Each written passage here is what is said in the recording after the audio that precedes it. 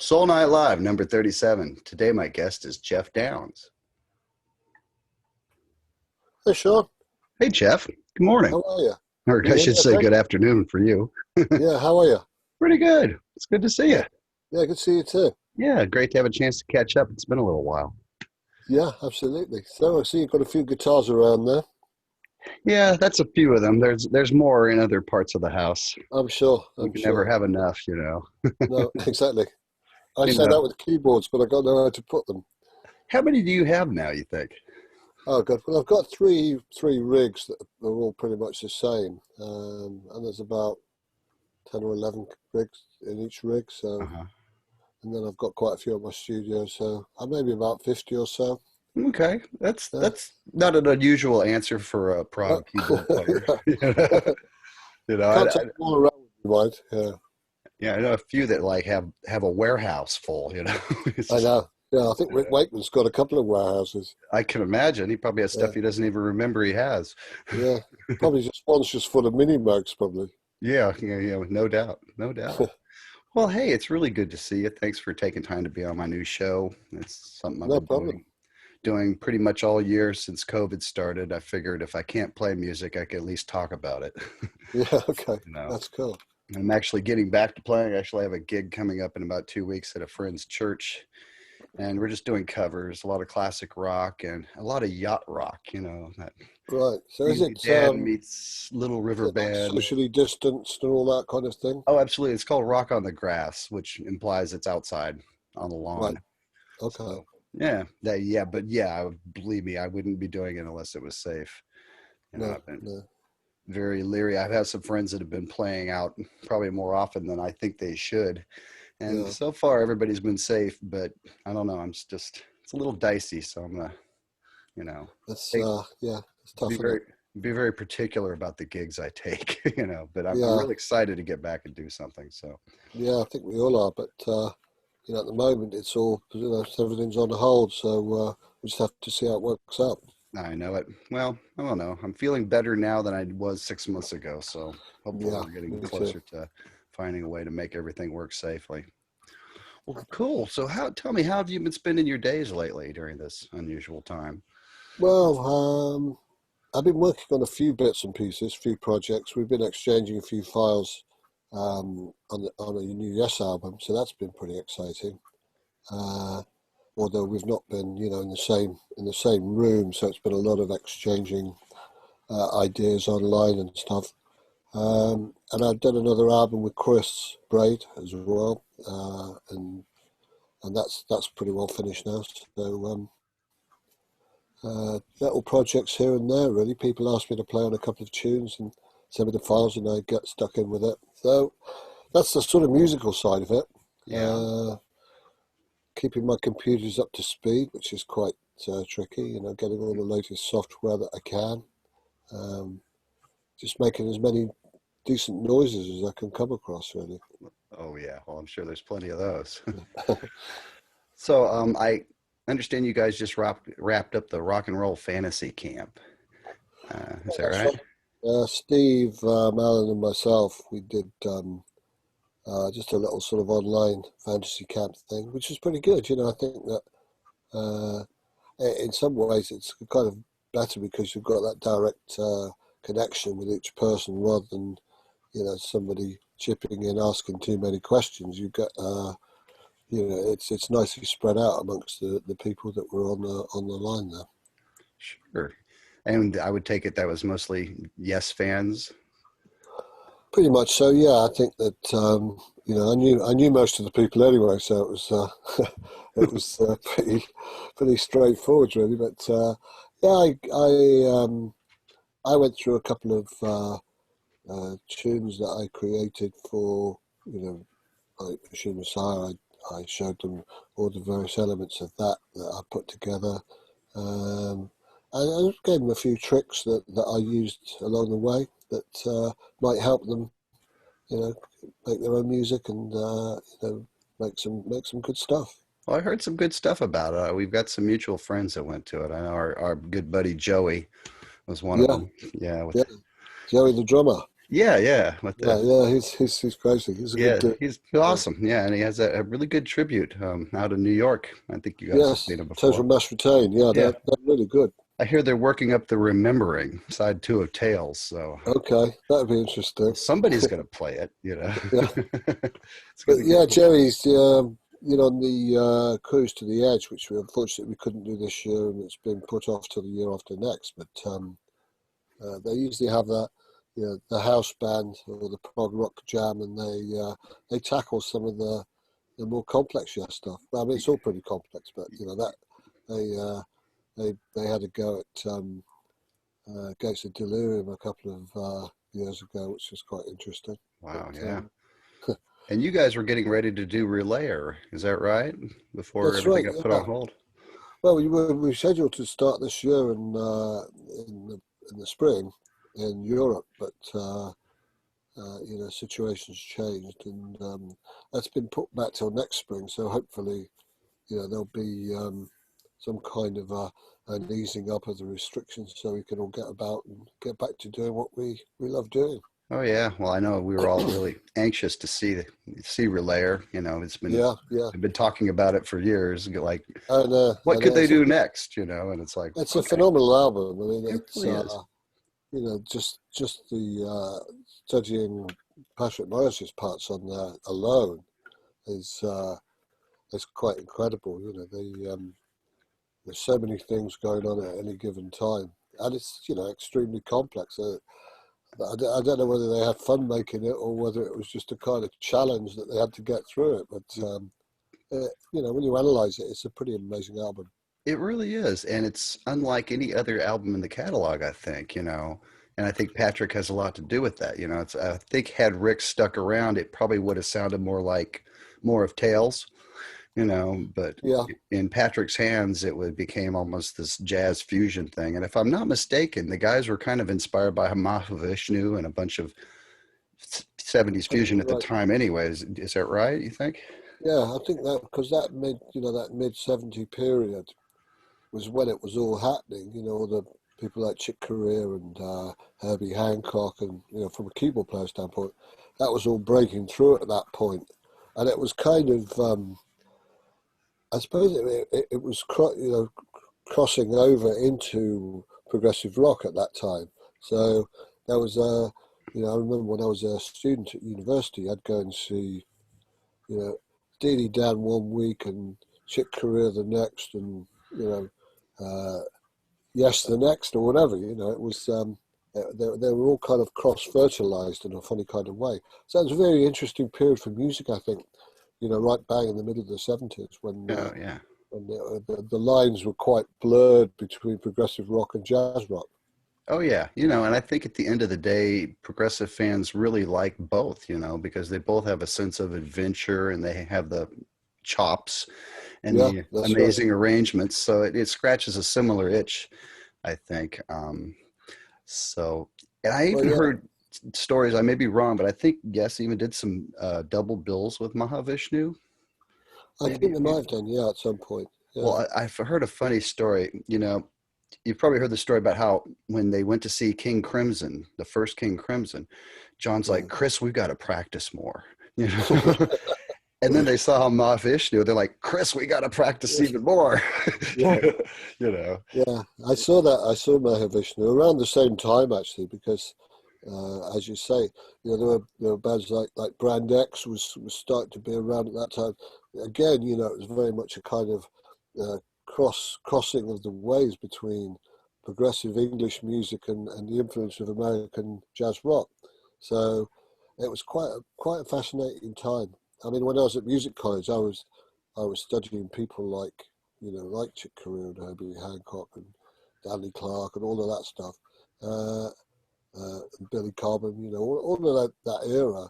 And I think that, at the same time, I was listening to Yes and ELP and King Crimson. So, it was very, I think it was a very open musical time. People weren't blinkered so much then Yeah, in terms of absolutely. what And they out of it appreciated. came, you know, came some amazing music that we're still talking about all these years later, you know. I mean, there's been Yeah, so many other decades of progressive rock that have come since then. But the 70s stuff just is the cornerstone, and the stuff that I think every generation falls in love with. I think So it's so. it's really Yeah. kind of timeless. What was the first time you saw Yes? What year was that, would you say? I think it was probably about 1970. It was just after Wakeman had joined, so Okay, so like uh, the he'd been Fragile era, with. basically. Yeah, I think it was a Fragile. I saw them in Manchester because that's where I grew up, and there was a classical music hall there called the Free Trade Hall, where the Halley Orchestra, who were basically the Northern Orchestra, they used to play there, and the Wakeman was really showing off, and I remember it was quite an experience, thinking, wow, this band's got some legs, I mean, they're all quite, apart from John Anderson, they're all quite imposing big guys, Chris Squire's about 6'4", Wakeman's about 6'4", so they were kind of imposing to look at as much as the music that came at him. And they were one of the first ones to like mic the entire band up, aren't they? I've heard stories about them buying Iron Butterflies PA and like miking the entire drum kit up, and that was kind of something new at the time, I think. Yeah, just having it. Yeah, I think they were new. I mean, the lighting show was very radical as well because uh, I think Michael Tate, who has Tate Towers and does all the huge shows now out of Lidditz, Pennsylvania, he was their lighting guy, and he was experimenting with all kinds of things to try and enhance their visuals as much as uh, how great the music was.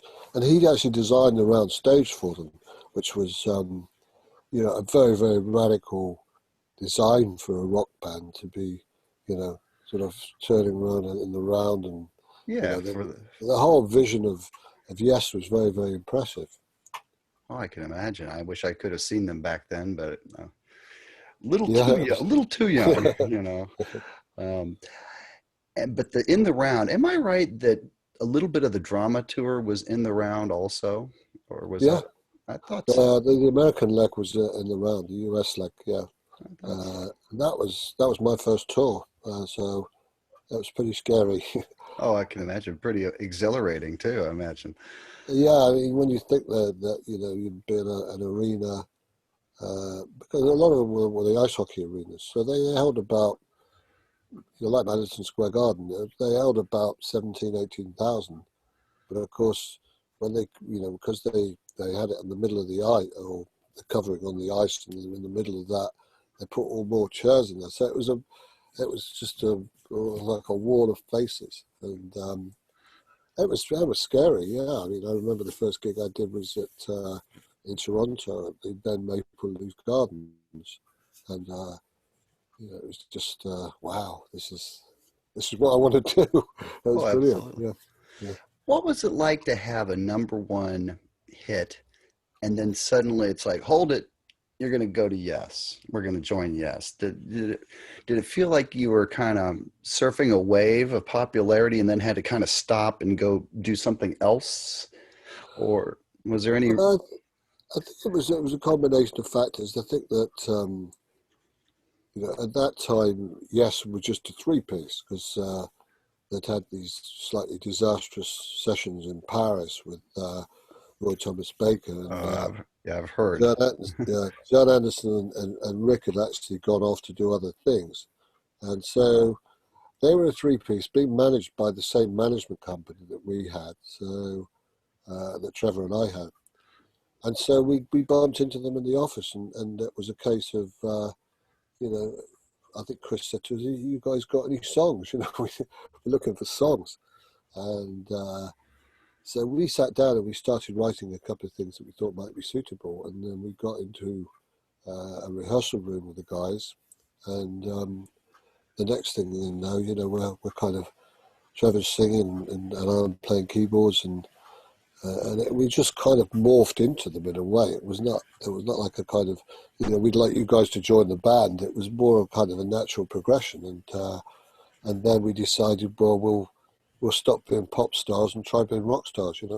Yeah, playing in one of your favorite bands ever, I can imagine. It'd be hard to say no Amazing, to yeah, that. And Trevor was a big fan as well. So we both had that inherent sort of yes music in us, I think, and particularly I think Trevor being a bass player was very very close with Chris because of uh, Chris being such a pioneer of the instrument. Oh, It's absolutely. I think Trevor was mighty impressed by that.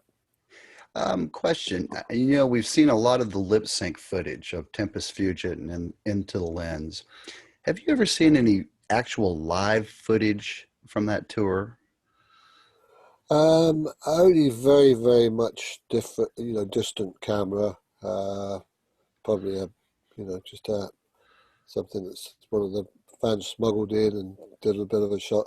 I don't think there's anything significant or nothing commercially designed that actually came out of that. Yeah, it's kind of a shame that it just kind of slipped by because it's such a unique tour. It would have Yeah, been nice to see it documented officially, but I know it how it is. would. I think they'd just done the previous tour and filmed some of that. So I Yeah, think sometimes the thought is, well, we just did that. Why do it again?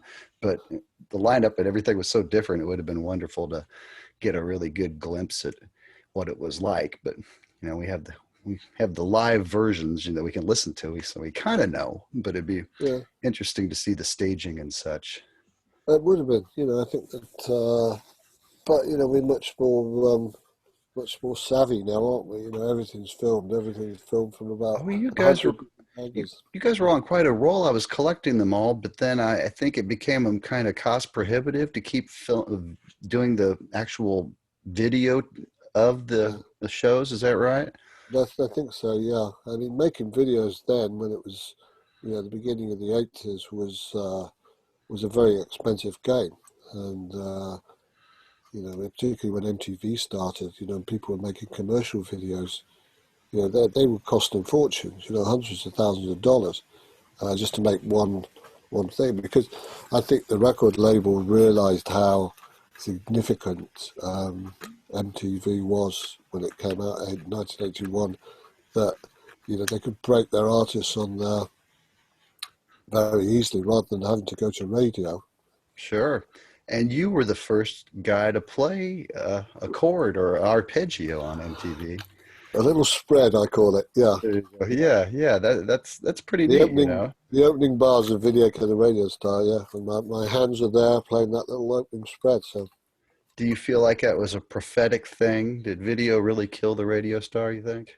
uh, it was in some respects, I think, in hindsight, but I think it's more to do with the fact that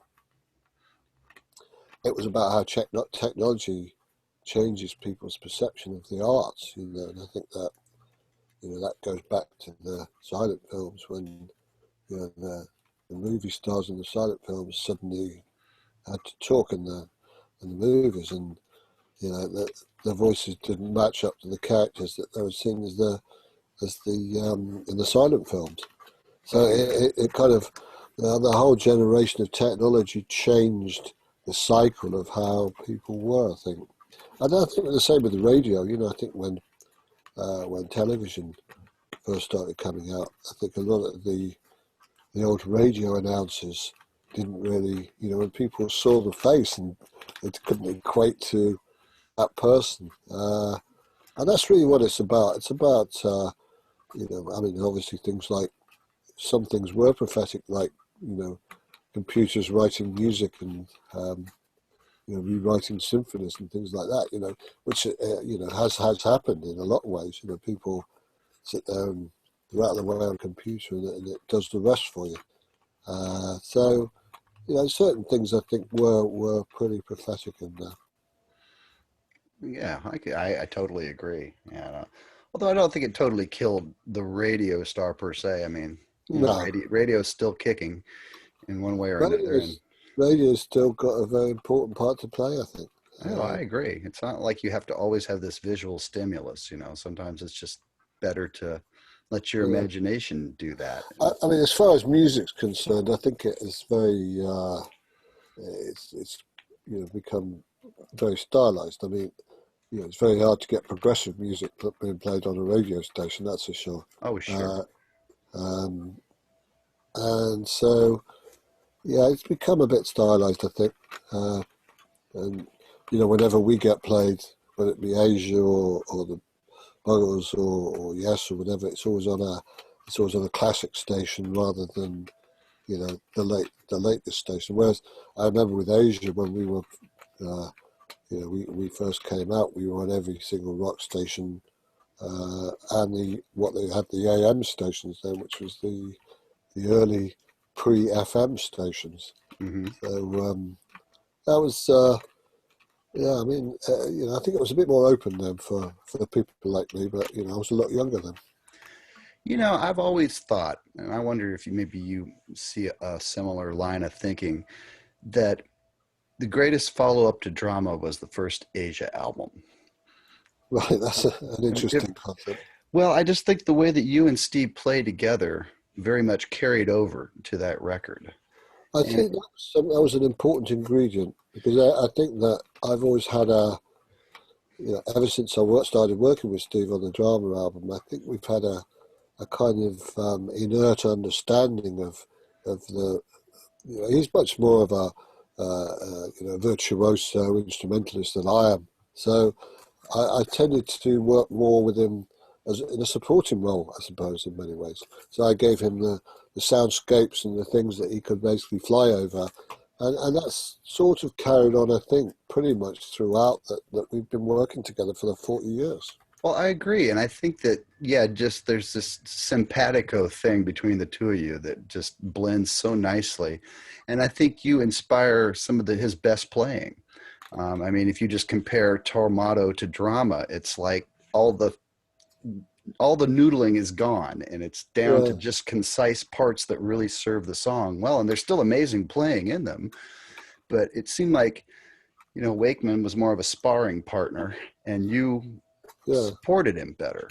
I think that's a fair appraisal.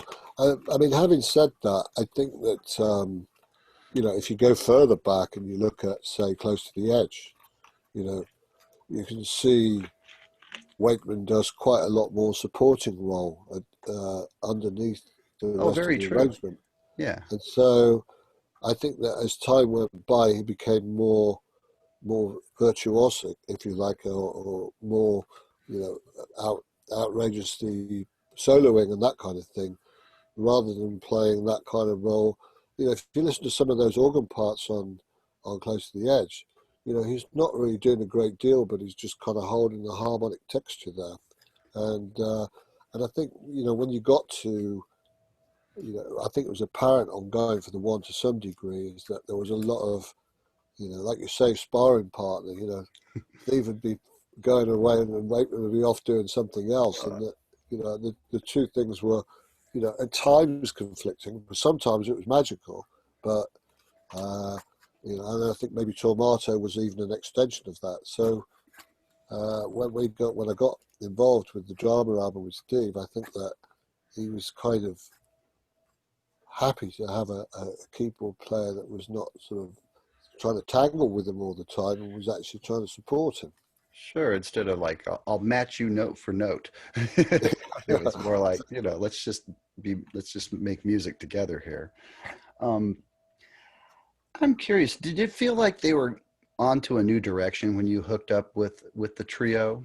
Like, because of what I understand is like Rick and John were writing songs that could have easily been on Tomato number two. Yeah, Meanwhile, meanwhile, John, Chris, and Alan, or Steve, Chris, and Alan yeah. had written some music that was a little more riffy, a little more concise, a little more punchy. At least in hindsight, it seems like it was. I was wondering, did it feel like a new Yes was dawning when you hooked up and heard these songs that they were working on for Drama? I tell you, when we first got involved with them, I couldn't believe how dynamic the rhythm section was because I think that maybe maybe they'd been held back a little bit on the Tormato album, so they weren't that sort of sort of manic bass and drum parts that with great long bass riffs and all that kind of thing. I think that they really they really came together then, and I think that they wanted to break boundaries, and I think that, certainly from my um, experience of it, Steve was really flying away as well. So they were like a sort of unharnessed monster, that were ready to break out and do something different. Yeah, well, I think you were the perfect guys to make it happen. I'm not so Thank you. sure that that record would have turned out the same had Rick and John stuck around. I'm sure it wouldn't have. No. It would have been totally different. Because I've heard the Paris stuff, and it's okay, but it just kind of reminds me of more Tormato, but not quite as inspired. Yeah, I mean, there are certain elements that I think they carried on over from those sessions, but they were not really that well crafted, and uh, I think they'd sort of had enough of each other's company at that time. Well, it happens. I mean, it's been Yeah, going on 10 years, and that's a long time to hang around with anybody, yeah, So, well, the thing about Yes that's always been exciting is every time new blood comes into the fold, they're more immediate to the sound, and out of it comes some really interesting new music. yeah. Well, it's like I suppose when Trevor Rabin came in, Oh, it absolutely. added another dimension then, and I think, if you look at Yes's music over 50 years, When you the first heard import. 9125, did you know the backstory about how, there was no Yes, and then they tried to start a band called Cinema, and then it became Yes Well, yeah, I remember they actually had one course before that was XYZ, which was with with the Jimmy Jimmy Page? Yeah. Page, and that was around the same time that we were putting Asia together. So I think Chris and Alan were thinking of hooking up with Jimmy Page, and I was with Steve really. So we kind of kept in touch, and then when Steve started working with John Wetton, uh, he called me in and said, we've got this thing going here. Do you want to get involved? Um, So, so when you finally heard like Owner, did you, it's a typical kind of power chord based kind of riff, which isn't a far cry from say Heat of the Moment or something like that. Did you feel like maybe they had kind of looked at what Asia was doing and went in that direction, or do you think it was just kind of what would have happened anyway in the early 80s? I think they suddenly thought that if we could do it, then they could do something similar. I'm not saying they copied us because No. uh, it was a different era, but I think that they wanted commercial success as well, and I think when they saw what we did with Asia, it probably pushed them in that direction to think, well, they've had hit singles on the radio, they've got videos on MTV, we'd like a bit of that. Sure. Probably, it probably had some influence on it, I think. Yeah. Well, I'm glad it happened. I think the 80s were better with Yes as a big Yeah. part of them. So it's all's well that ends well. Were you pretty familiar with the whole catalog by the time you joined? Did you have all the albums? And Mainly the early ones, actually. I mean, my first experience of Yes was Time the Word album, Mhm. and uh, and I really thought that was pretty special, a special album. Oh, I still So do. I think yeah, there's some. it's radical stuff like the big country theme coming in, and no one had really done anything like that before. So that to me was the real starting point with Yes. And then of course I got further on into Close to the Edge and Fragile and the Yes album, of course.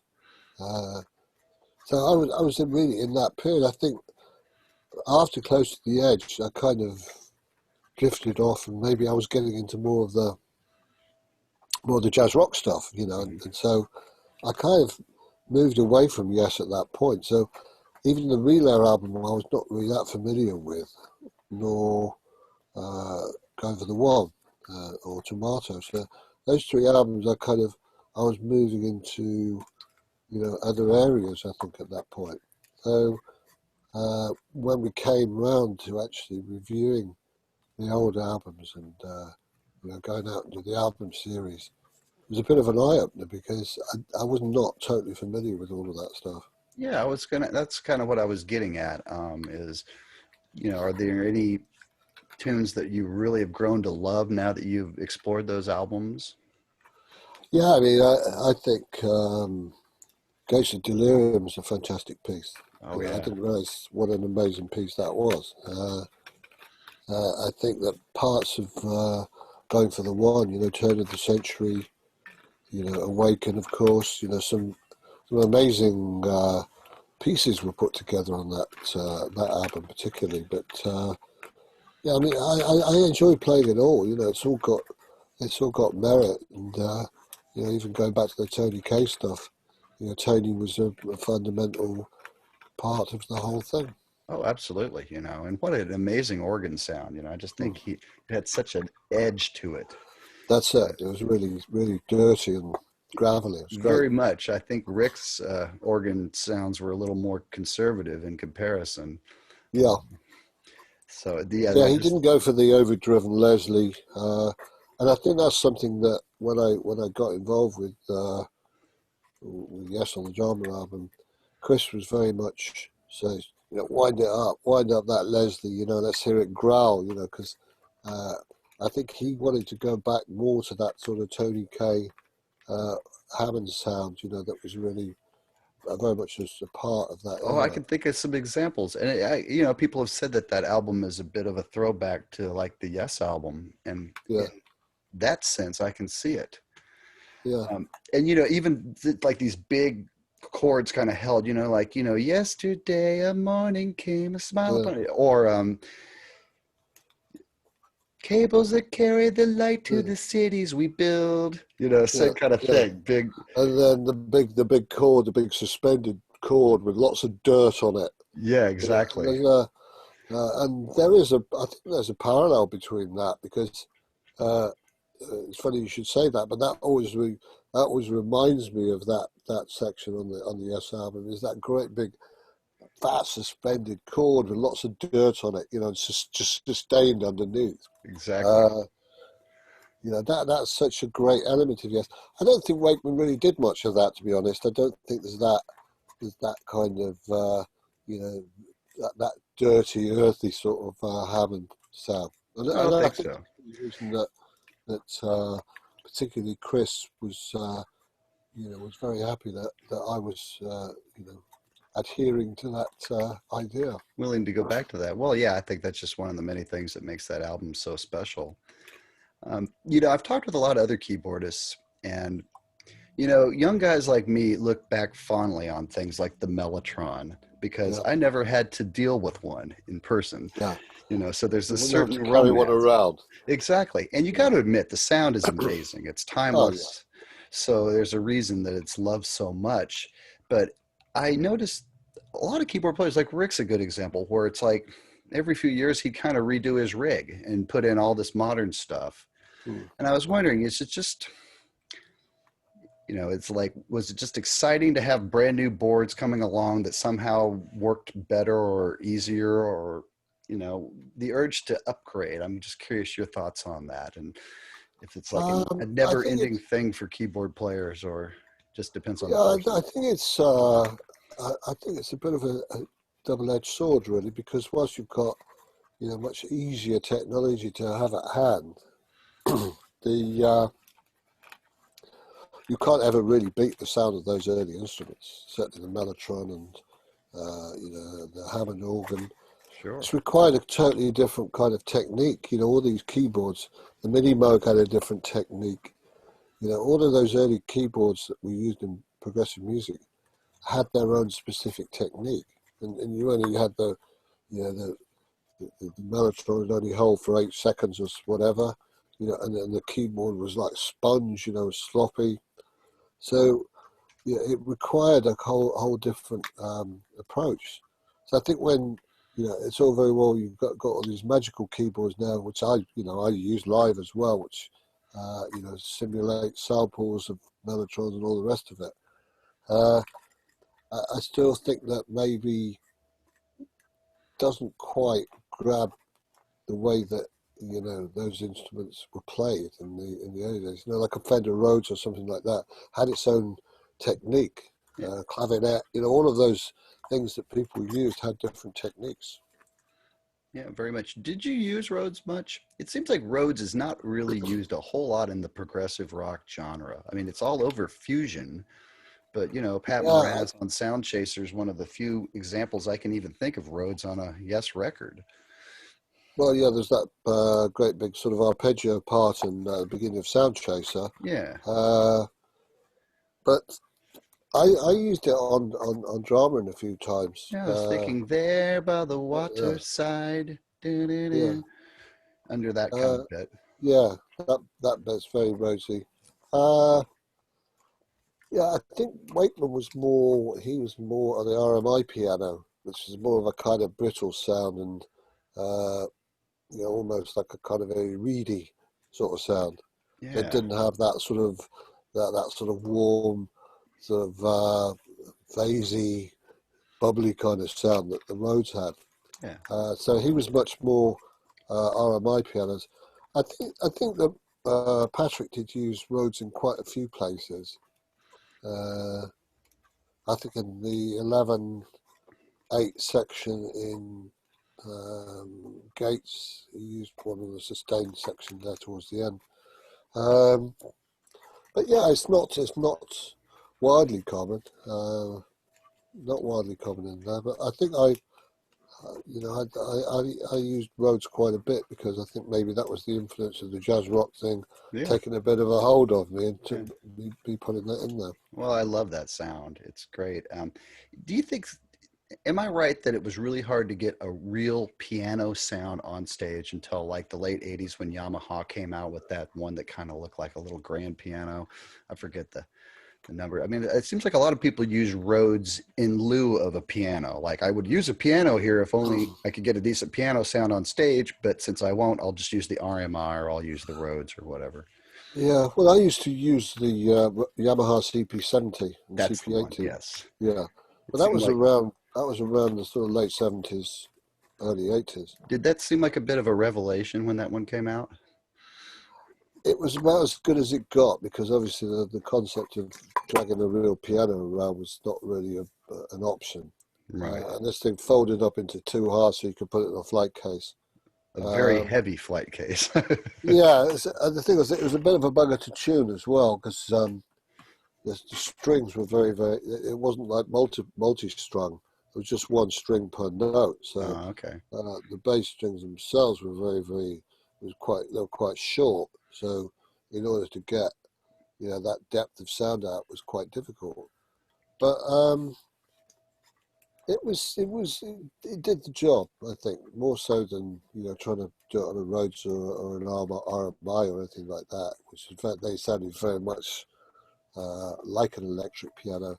It's had the kind of it had the subliminal feel of being like an acoustic piano, although it wasn't Yeah. technically. Well, it seems like it was just everywhere around 1978, 79. It's like you watch all this Yeah, live footage and everybody's got one, you know. yeah, that's right. And it features on a lot of albums too. I could think like Duke from Genesis, it's all over that album. So it popped up a lot on recordings too. Yeah, yeah. I used it on the Asia album as well. I think on Wildest Dreams. I think the eighth part on the first verse is on a CP70. Yeah, that's another classic sound, definitely. And the other thing was it had a an auto panner on it, so it would kind of rotate around the stereo Did you thing. run your boards in stereo like in these big arenas? Yeah, yeah. Yeah. And I used to get a lot of grief from people because Roy Clare, who had Clare Brothers, a Hmm. big PA system, he told me, he said, "Why are you running all your stuff in stereo?" He said, "Well," he said, "look, those kids can't hear stereo out there."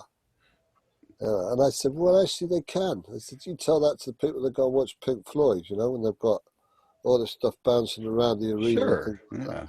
that." He seemed to think that the kids didn't like stereo, but I overruled him. So I used to run all my stuff in stereo. That was a stereo instrument. I mean, obviously things like the mini Moogs were only monophonic, uh, as were quite a lot of keyboards at that time. The Selena String Ensemble, which was one of my favourite toys was only mono. So it was, generally speaking, around about that time, most of the things were mono anyway. And do you kind of do your own mixing on the fly up there, or is it all left to the sound man to get all your different boards blended together? No, we go through it in great detail, in the preparation, the pre-production, and he tells me to trim this level, trim that level. Can we just have a little bit more of that there? So we go through it in really quite a lot of detail, and then I don't touch anything because we've got everything preset at a level, and it doesn't, nothing really pops out unnecessarily. Yeah. Okay. Uh, A- And going back to the drama album, do you remember what songs they had already kind of written and arranged when you guys hooked up with them? they had some of the riffs in Machine Messiah, but they didn't have a song aspect of it. They had, you know, all that Right, stuff. the riff. Yeah, the riff. Yeah, they had that stuff. They had, the riff in Tempest Future. Yeah.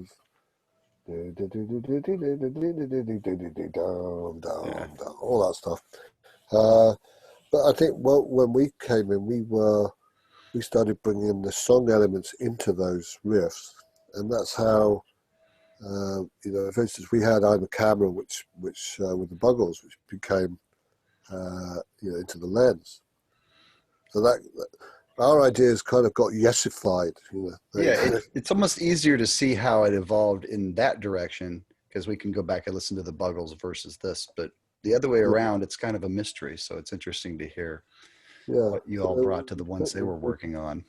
we took the risks, and then we sort of implanted ideas into them, and then they got developed, and we, Are we, you we didn't are you rehearse that much on. are you familiar with a song on Big Generator called "I'm Running"?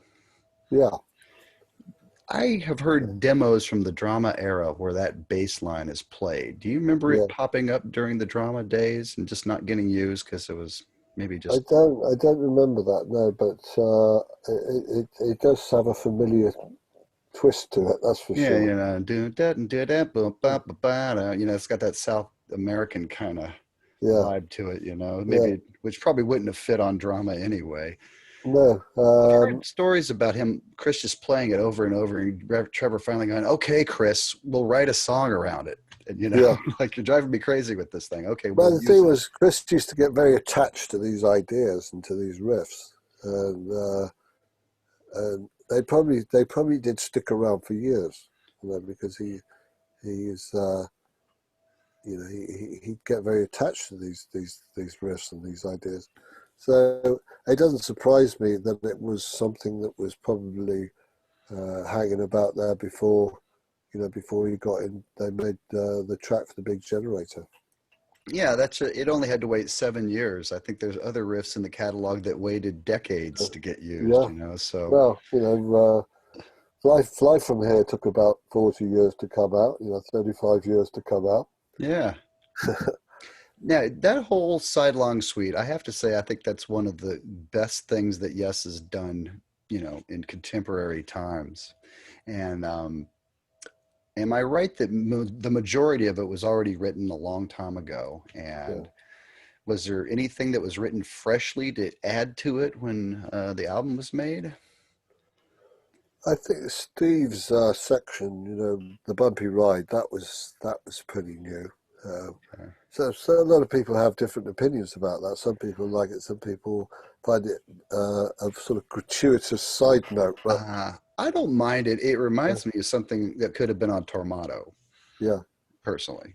It has that Tormato-y kind of happy kind of vibe yes, it going on does. there, Yeah, so, but that's not a bad thing. When I heard the album the first time, I thought, well, this is like a little blend of drama and Tormato and a lot of fresh new stuff too, yeah, and kind of a late 70s, early 80s kind of Yes album, but updated. yeah. I mean, to be honest, most of it had been hanging around, something that Trevor and I had for quite some years.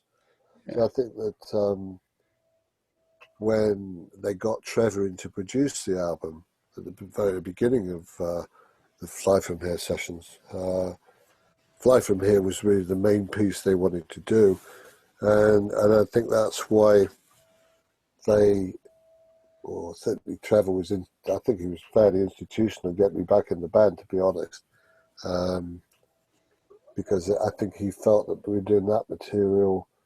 I would be the best person to be in there doing it. I'd have to Uh, agree. I mean, you're the guy that helped write it, so it just yeah, makes sense to have you play it.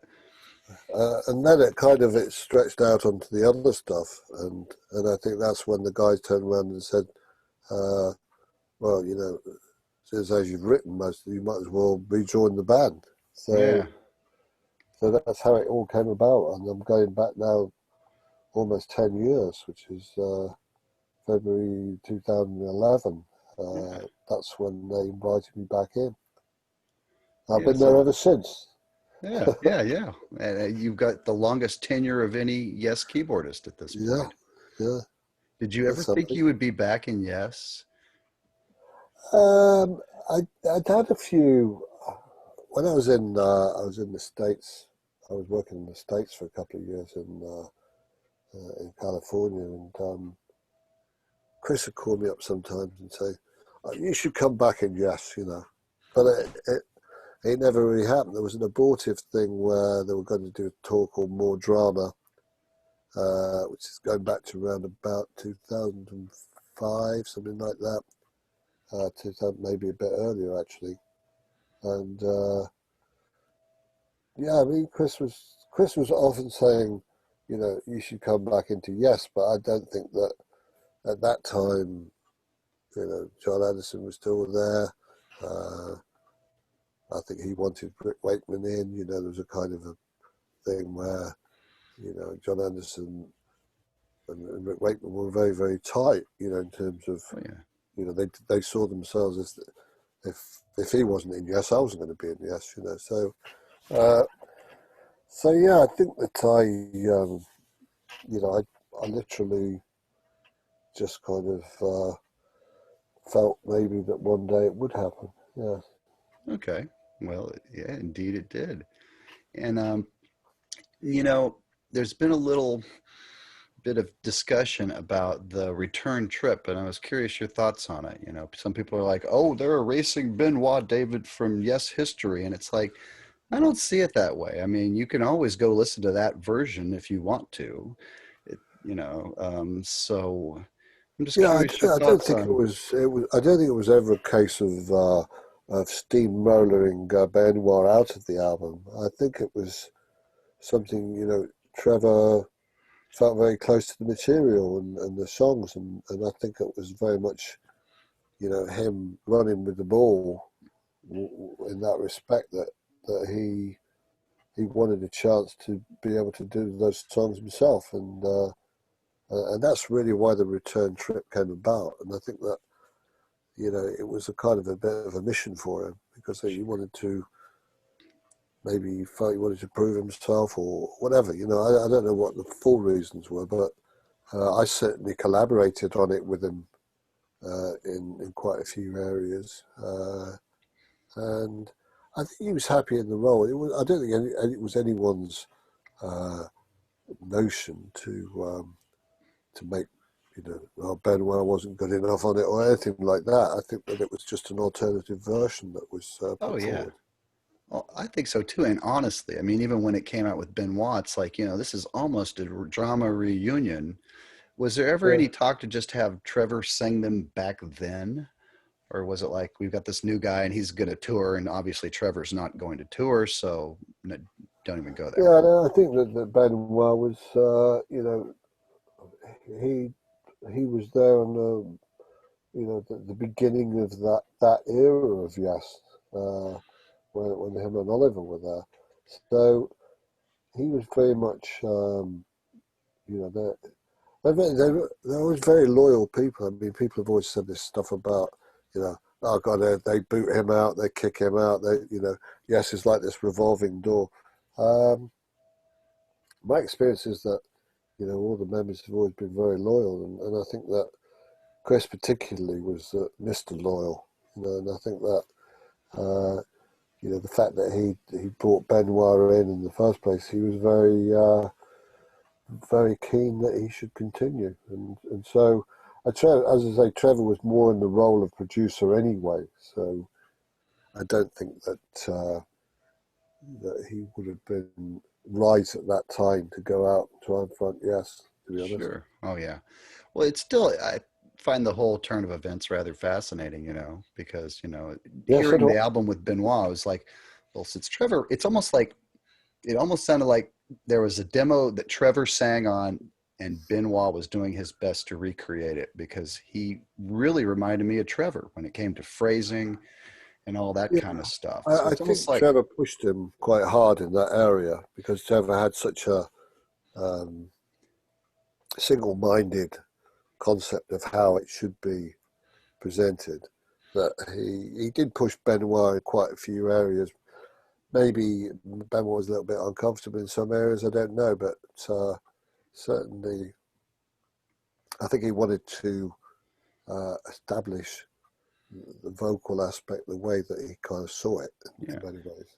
Well, I think it turned out great, and I think Benoit did a great job at the I think time. he did, yeah, But it yeah, was also interesting to hear Trevor, it's like even listening with Benoit, it's like, well, what if Trevor had sung? And finally we got to hear that. And it was yeah, interesting because I don't think any of us had heard Trevor sing, since the Drama album, unless you yeah, tune into some YouTube clips and catch some of the things he's done live. yeah, So it was really interesting to hear him sing all those songs. absolutely. Yeah. And would you say it was a bit of an homage to Chris as well? Because it seems like the bass is really cranked up on that new version.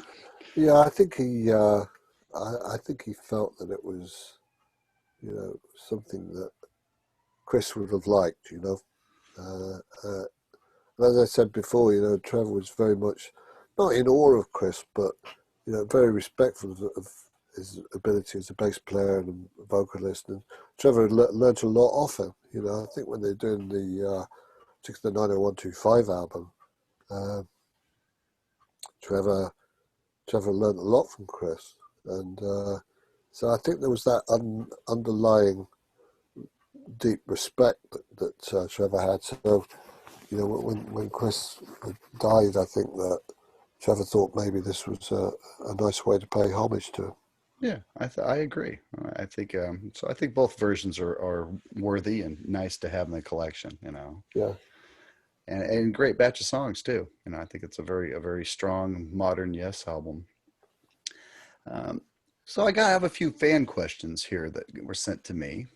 yeah. Um, a gentleman named Arnhem wrote in and said, "You're going to talk to my keyboard hero, Geoff Downes. For me, the Light program is the best keyboard album ever. Well, Maybe you can ask him if he's going to do another new dance orchestra album. And what about his Pulse project, which has been in the pipeline for a long time?" well, that's interesting. The Pulse project really was something that um, I was doing with Rob Aubrey, who's produces a lot of prog rock stuff over here, and Mike Holmes from IQ, and Nick DiVigilio, who works a lot with Rob Aubrey on various projects, Hmm. and so it was just a kind of off the shelf kind of thing we were doing. Never really did that much. I think we had a couple of tracks, um, but it never really sort of got the legs for whatever reason. So I mean, maybe one day, a couple of the ideas will come out, but I think they kind of never really got developed. Okay. And the So, new dance orchestra? yeah, I mean, I'm always open to do another one. I think that was really, I think, more to do with me using all the keyboards I had in my collection. It was more of a kind of a sort of labour of love, I think, that I wanted to use all of these different keyboard sounds to create this imaginary orchestra. So, and I think that that's one of the things that I've always been really is an orchestral player. I think Absolutely. uh, that's my that's my style really. Absolutely.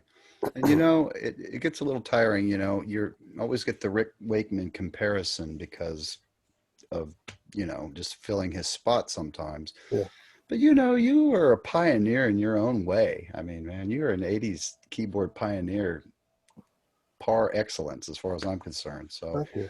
I Yeah, get a little well, tired of it's like, don't compare Jeff, don't compare them because they're two different people and, I think the thing was, Sean,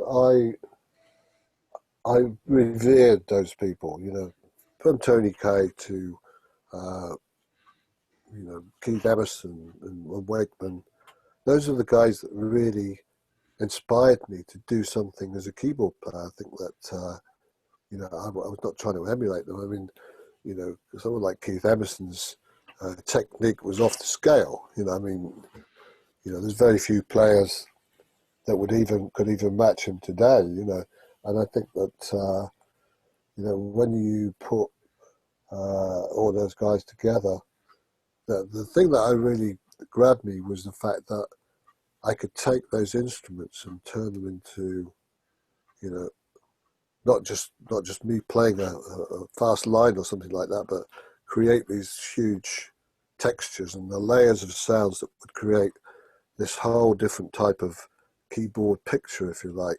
So that was really what my thing was. That's what I really tried to do, is to because that excited me, to actually be able to create those textures and those layers that hadn't been around before. I think that you know I was probably one of the first guys doing that and creating those textures.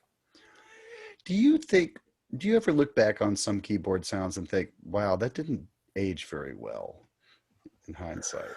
Yeah, I think there's a whole period of when the workstation keyboards came out, and I think I think that both Keith and Rick were guilty in some ways of when these, when you discarded the things that you did really well, like playing the Hammond organ or the acoustic piano, and then you had these workstations that had all these sort of, FM kind of sounds and tinkles and things like the D550s The uh, the pan and flutes and all those kind of yeah, breathy all those sounds kind of and things. stuff. Yeah, and they all became very much. People used to say, well, you heard it on every single record in the 80s. You'd hear a D550 or a D50. It'd be the same sort of jingly bell kind of sound for the intro or the Yamaha DX7 or whatever. It'd have the same sound on every record you heard.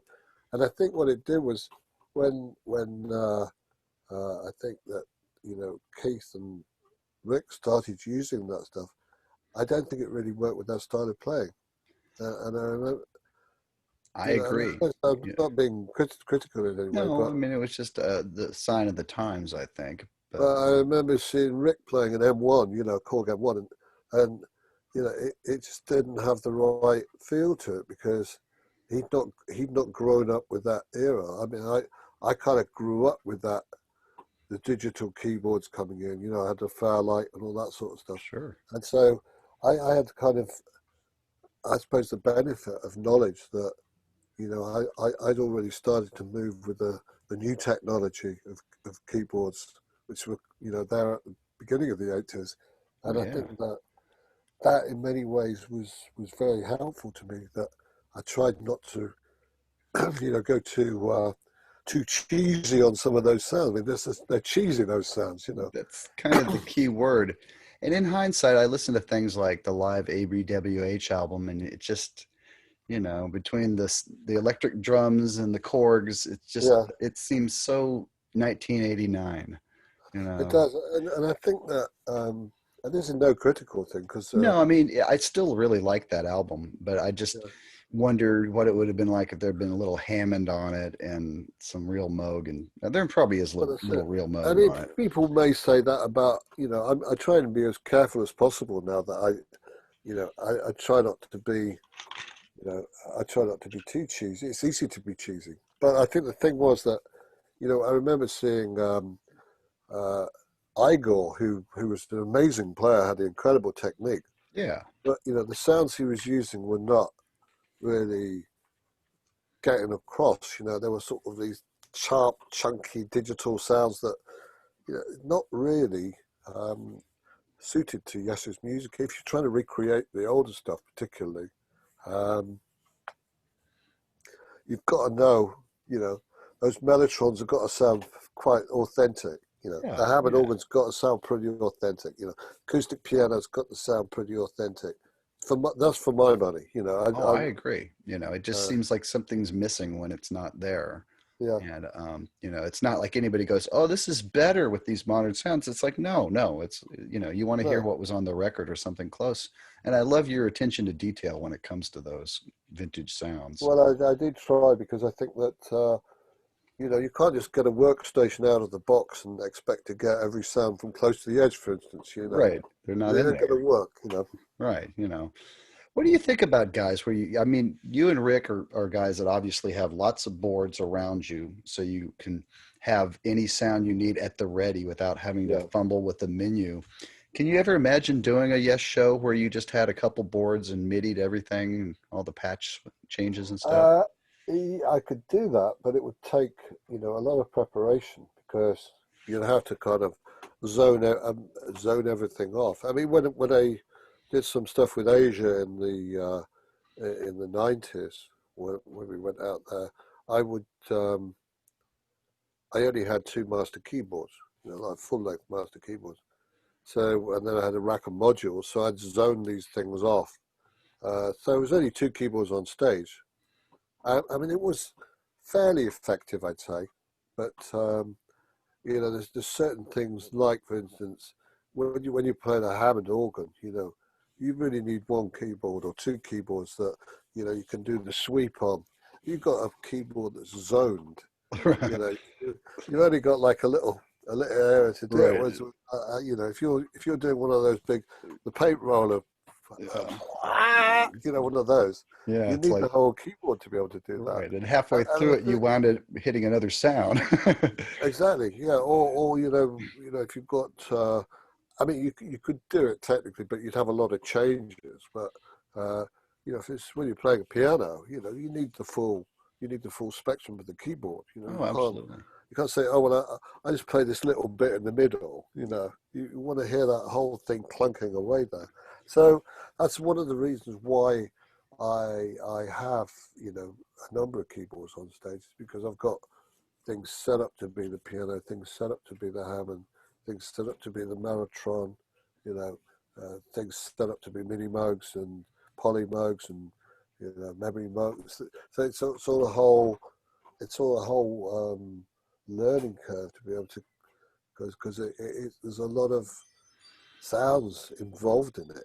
It's not just like the old guy in the corner in the jazz band playing the piano. You've got Oh, yeah, all of these absolutely. different things to do. Um, and your style has always been kind of with the back to the audience, am I right? Is that so they can Yeah, kind of see what your hands are doing? generally speaking, yeah, I think that it's a toss up because you've got two options. You can either face the audience and have a little head bobbing around and a Right. pair of legs under the keyboard, or you can open up the rig and let people see what you're doing. And I think you know I've also been side on as well at some points, but generally speaking, I think it for the most part, I think people say, well, it's quite nice to be able to see all those keyboards and see what you're doing and see when you hit a certain keyboard you get a sound out of it. So there's a connection there that people can relate. I mean, it's not like a guitarist with his back to the audience. Like, I don't know who's the guy who's Alan Holdsworth. Whoever, I don't know, or Yeah. Jeff Beck. Or, When it well, comes it to makes me think of Miles Davis. He did that yeah, a lot. yeah. But there again, if you got the back to the audience as a guitarist, you can't even see what you're doing on the guitar. So it's like, but with the keyboard, you can see the what I'm playing. Yeah. And what was the thought process behind the whole string of keyboards, like in the early 80s with Asia, where you're running back and forth? Did you just feel like you needed a little exercise so you'd work it into the show? Yeah, I could probably do that now. No, I think it was more to do with the fact that Michael Tate, who I had mentioned earlier, who was the original Yes set designer and lighting guy, he was also involved with Asia as when we rehearsed there, and it was his idea really. He said, "Look," he said, "you got all those keyboards, so I don't know where to put them." So he he he said, "Why don't we put them in a great big line?" And I said, "I'm not going to be able to play these keyboards in a line." I said, you know, I can't play two keyboards at the same time like that." He said, "Oh well, he said you just have to stack them up and run along." So he came up with this stuff that was above Carl, which was this high tensile stuff that it supported the weight of all the keyboards. So Carl's drum riser could go underneath the keyboard rig, Okay. and it was pretty groundbreaking stuff. The drum riser came out from underneath the keyboards, and we had these two kind of runways up to the keyboard rig. So I think it was more to do. Yeah, it's more to do with staging than anything else. But I think it had quite a lot of people saying, "Was this overkill?" You know, and I saw quite a lot of letters in Keyboard magazine at the time saying, you know, "Why has this guy got so many keyboards? Complete overkill. He don't play them all. Oh, but yes, he does. Yeah, Like nothing's up there just for show. It isn't like a guitar player with 20 Marshall cabinets and he's only using one. no, It's I mean, I think I had about 28 keyboards up there at one time, oh which is wow. Boy, I hope you a paid lot. your roadies well. That's a Yeah, lot of I stuff had to to set have up. two. Yeah, one guy couldn't have done it. I had to have two guys. I And can of course, imagine. because there's certain things as we talked earlier, there's certain things were running in stereo. So I, you know, I had these two great big Soundcraft mixers that were running all the whole keyboard thing. I mean, how it managed to stay together, I don't know. They're transporting a mellotron all over the place, and the Fairlights, with the original cases, that had all these cars, and the cars would come loose, and the guys would have to put it all back together again before every show. It was quite some effort. I can imagine some of those boards were rather fragile. And Oh yeah, it's all traveling probably wasn't, the best thing for some of them. Some probably travel no, better no, than others. no. I'd usually have at least one thing out, uh, at the sound check, and they'd try and fix it up. But that's amazing, really. I mean, I sort of I look back on it and I think I don't know why I did that. That was pretty crazy stuff. Well, I think it looks great. I was Yeah, watching the Live in Japan footage a couple days ago, and I was just yeah, like, wow, he really did have them spread out there. yeah. Oh yeah, yeah. That's Very cool. interesting. Um, I have a little list of questions here. How much more time do we have? Maybe 20 minutes? Yeah, that's fine. Yeah. Okay, cool. All right. I have a list that I made and I haven't really looked at it yet. So let's see here. Um, do you still have a Fairlight in working No, condition? No? no. I got rid of that. The thing was that it was getting so expensive to store this stuff because it would take up so much space, and uh, it was starting to get a bit tired.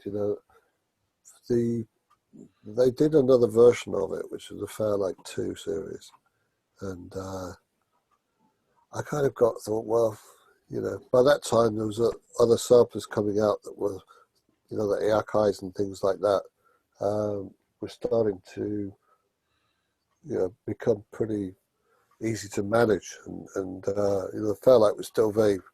You had to have the keyboard, and you had to have the frame, and the TV and everything, the monitor. So it was all, it was all getting very complicated, and so I can't remember what they did with it in the end. They just kind of sold it off to Sold off somebody, then. and there may well be someone out there who's got one operation. I don't know. Yeah, yeah. Um, I've heard rumors of a new Buggles album. Any truth to that? Well, I was due to go and see Trevor a couple of weeks ago, but because we've been shut down and locked down here, you can't go out of your zone, as it were. Yeah. So certainly in where I am in South Wales. So that put a bit of a kibosh on that. But we've had a few things in the past where we've assembled some ideas. So it's just really a question of when we can actually get together again. Yeah. Do you remember the first time you heard Video Kill the Radio Star? Am I right that it was written by another writer besides you and Trevor? Yeah, Bruce Woolley. Yeah, well, Yeah. there are three of us.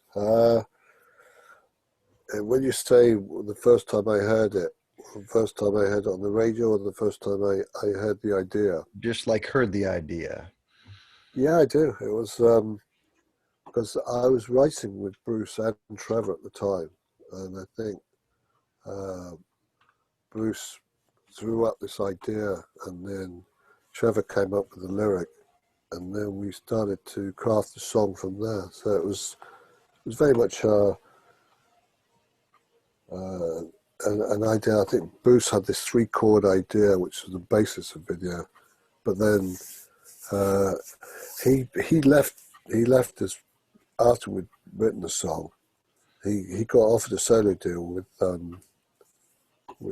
CBS Records at the time, and so that was just left with Trevor and myself. And so we carried on and we started writing more stuff, and the whole idea of the Buggles really came out of all of that. Hmm. And I remember thinking at the time that this is this has got to be a strong song, whatever context we do it. I mean, I remember I did the original demo on a Revox around at my, I wish I still had it, around at my old flat back in probably 1977, something like that. And I was bouncing the tracks, and I had this very, very rudimentary idea for the demo. And we went in the studio and did a 16-track demo of it, 1978. And at that point, Bruce wasn't with us anymore, so it was just Trevor and myself. And then we started to have all these ideas about creating this more wacky production thing where, it wasn't just a song, it was a kind of a whole production number. And that's how we came about. And I think we knew it was strong. We just didn't know, at that time, you never know, do you? So in No. hindsight, you think, well, you know, no one can sit around and say, I've got his hit record and, it's going to be number one all over the world. Oh, I've got this song that's going to define the next decade. Yeah, exactly, yeah. Nobody thinks that's going to happen. And who came up with the name Buggles and what does it mean? Well, it originally came about because we were going to call ourselves the Bugs because we had this idea about these kind of studio creatures, coming out the faders and fiddling with the faders and all this kind of thing. It was very much, yeah, it was all part of the whole thing about technology and, these guys who were just like studio creatures creating these records. And I think that we were going to be called the Bugs, and then somebody said, I think Terry said, we'll never be as big as the Beatles. And so we said, well, let's call ourselves the Buggles. Oh, okay. Okay, it's a bit of a pun on the Beatles. They're like the sort of virtual band in the studio making records that sounded real but weren't real. Video is the most well-known Buggles song. What are a few that you're really fond of that you might point someone to check out the Buggles that only knows Video Kill the Radio Star? I think one of my favourite ones is one called Johnny on the Monorail, which is the last track on the album, and I think that it's got a very it's got a great atmosphere to it. And the other one I think is Elstree, which is about um, the film studios in the UK. Again, it was based around the same kind of principle of a guy who was a B, actor in the B films, the British B films of the 50s and 60s, who never made it as a top guy, and he was always the fall guy, and he played this part, and he ended up working for the BBC. So it was there's a lot of pathos about some of the Buggles stuff. I think we were where technology was actually uh, I suppose you could say putting people down. People's lives were changing as a result of it, and so there's a common theme through quite a lot of the songs that there is this pathos. There's a sadness to it as well as a humorous side. Okay, very interesting. Totally different subject. No, wait, before we go away from the Buggles, I should say, when did you first meet Trevor and how'd you meet him? I met him when I was auditioning for a chart act. When I moved to London from music college, I was trying to get work. I got into doing jingles, which was quite handy. What's what's a jingle you did? Can you remember one or the product it was for? Wrigley's Spearmint Gum. Really? Okay. Yeah, I did one for that. I did one for furniture companies and all sorts of carpets. You Hmm. name it. But it enabled me to do other things that I wanted to do. Because it was a kind of a means to an end in a way. Sure. But I wanted to play live as well, so I answered this ad for a keyboard player for a chart act.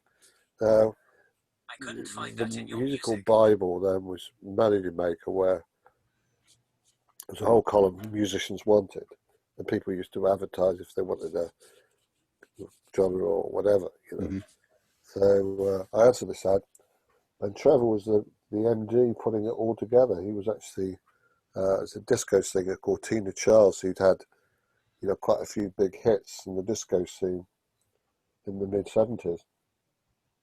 And I answered the ad, and I'd been in this fusion band at college, and it was a six-piece band, and there was another keyboard player who played a mini moog, and he had a mini moog, which is pretty unusual for a college student to have a mini moog. Sure. Pretty And, crazy. and I said, "Can I borrow your mini moog? I'm just going to this audition for this band." He said, "Yeah, sure." So anyway, I borrowed his mini moog, and Trevor said, "Wow, that's incredible." He said, "You got a mini moog?" I said, "Yeah." I turned it out. I've got a Salida string ensemble as well, and a Fender Rose. He said, "That's great." He said, "You got the job."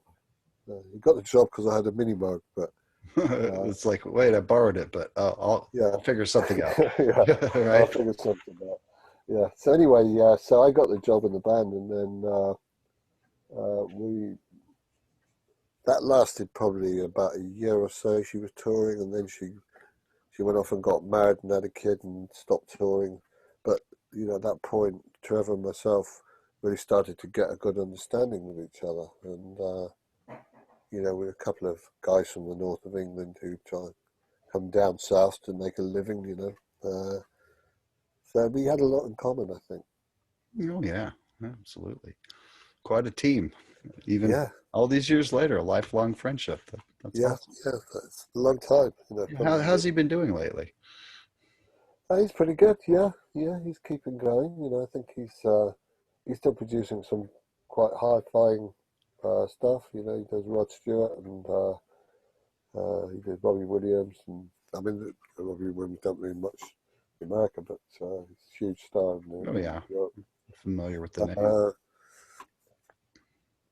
and just keeping going. I think he's playing with a Dire Straits tribute band as well, which keeps his bass playing in check. So Oh, I think he enjoys doing that. It's funny you Um, mentioned that. I'm playing a wedding, or not a wedding, a church function next month. It's my first gig in like 6 months. yeah. I'm learning all the little tasty licks to Sultans of Swing. As All right. Okay. yeah, it's pretty nice actually. Very tasty stuff. That's yeah, he told me actually. He said that he goes through a lot of playing this stuff. He's got his own band as well, but they don't do that much because they would have done festivals this summer. But the team, the Trevor Horn band, but he goes out and does really enjoys playing bass. You know, it's good for Yeah. him to play bass again. So he's kind of, you know, he's produced all these great records over the years, but deep down he's a musician. So, he gets the thrill out of going out there and playing the bass. Do you ever hear any Chris inspiration in Trevor's bass playing? Oh yeah, I think so. I think he's such a great admirer of Chris's playing. I think that he would say, I can't hold a candle to him, but you know, I think he learned quite a bit off him. Definitely. Yeah. All right. Another question. Any memories of the Rock and Roll Hall of Fame induction night? Yeah, it's a bit strange. Yeah, I heard it was a little interesting, I guess is Yeah, it was one way to put it. that was a bit odd really because I think that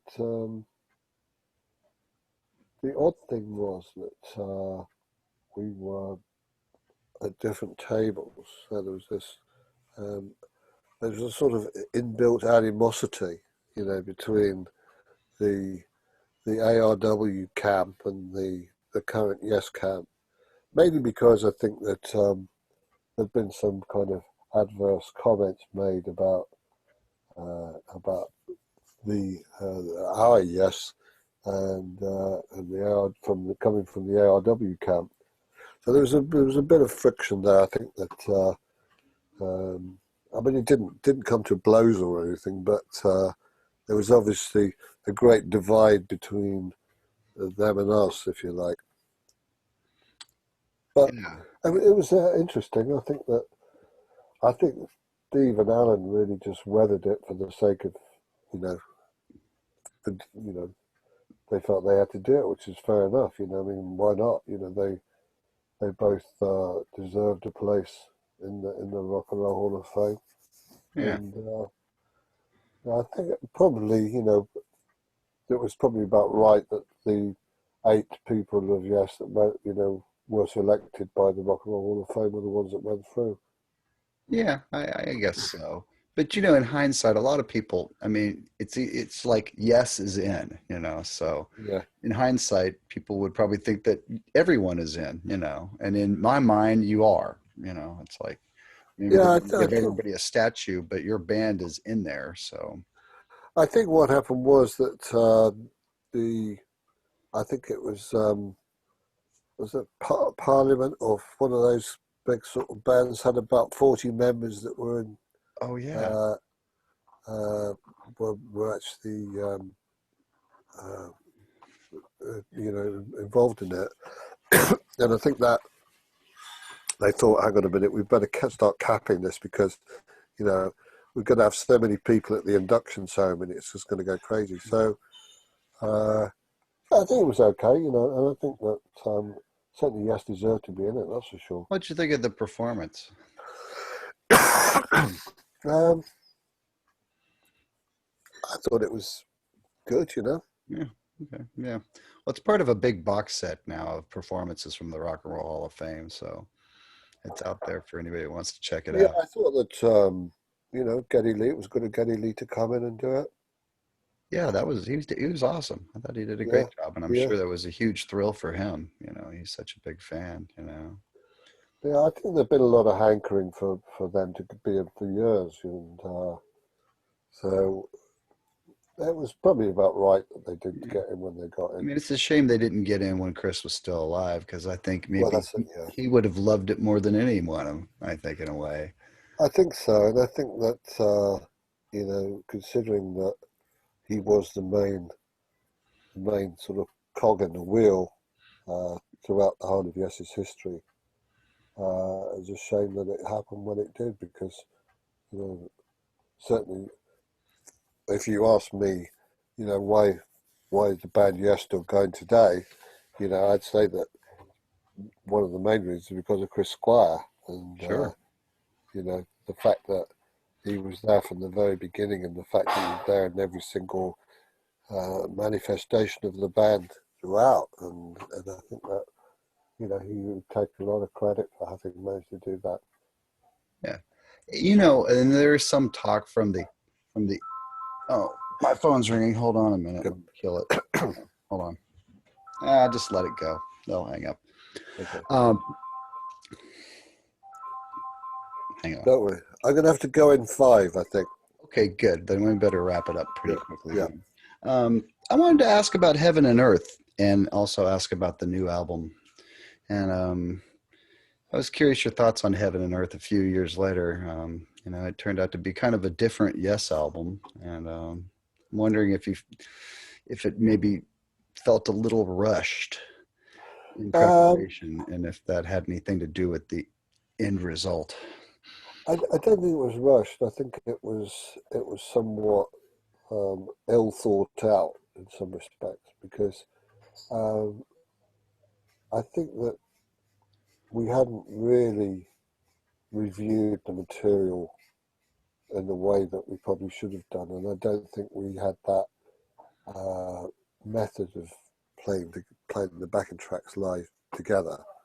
So it was very much assembled almost on the test bed. So I don't think, for me, Yes's music begins with the rhythm section, and I think that, once you've got that tight rhythm section, then everything that goes on top of that is the pieces can be built on. But I think with that album, we didn't have that basis. And so uh, I thought maybe some of the ideas weren't as strong as they should have been. Um, I don't think anyone played badly on it. I don't think there was any. Uh, I think there's some good spots on there. I think that I just don't think it was probably a cohesive album that really had the kind of musicianship to the fore that maybe you'd expect from a Yes album. And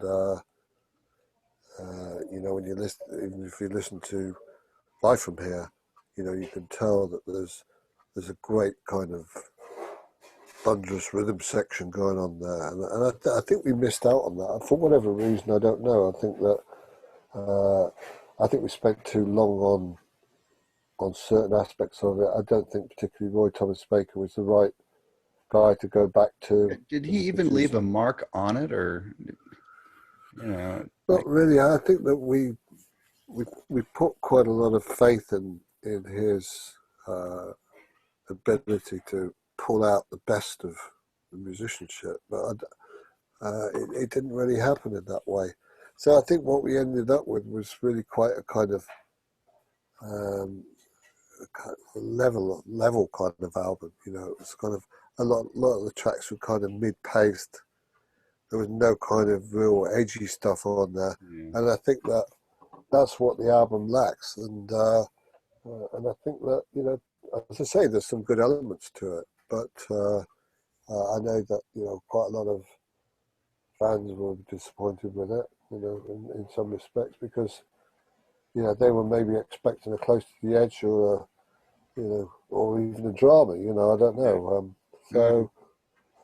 So yeah, but I don't think that the next one's going to be much better, and I think that Yeah.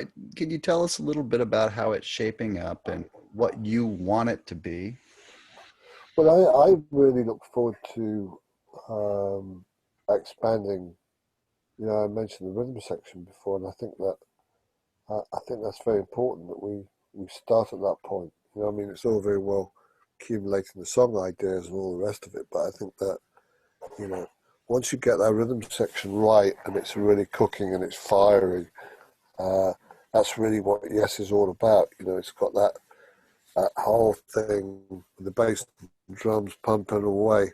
Then it inspires the other musicians, I think, to build on top of that, and hopefully we'll manage to do that.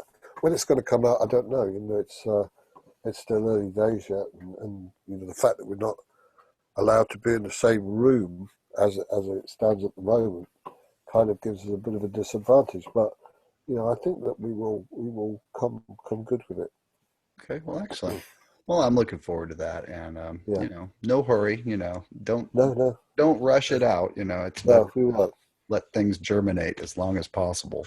Exactly. Um, Alrighty. Well, Geoff, it's great to catch up with you. It's always Yeah. a pleasure Great to to see you when great you to guys come to Atlanta, and Yeah. it's been a little while, so it's good to catch up one way or another. Yeah. I hope that we can get out there soon. I hope so. I'd love Yeah. to. I could use a dose of yes about now. Yeah. Okay. All All right. righty. Well, All right. take You take care. care. Yeah. Yeah.